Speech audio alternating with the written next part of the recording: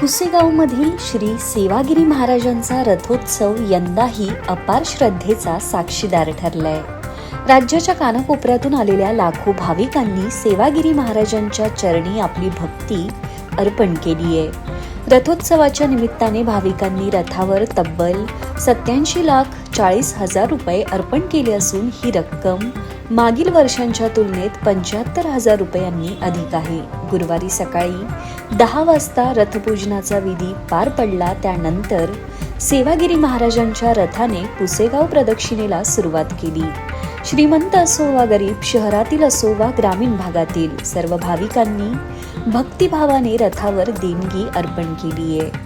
यात्रेला येऊ न शकलेले भाविक समाधी आणि रथदर्शनासाठी आले असता त्यांनीही श्रद्धेने देणगी अर्पण केल्याचं चित्र यावेळी पाहायला मिळालं.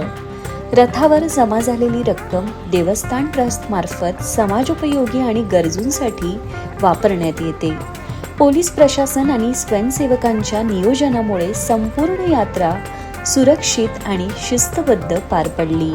अनेक पिढ्यांपासून जपली गेलेली ही परंपरा आजही तितक्याच भक्तिभावाने सुरू असून सेवागिरी महाराजांवरील अपार श्रद्धेचा पुन्हा एकदा प्रत्यय पाहायला मिळालाय.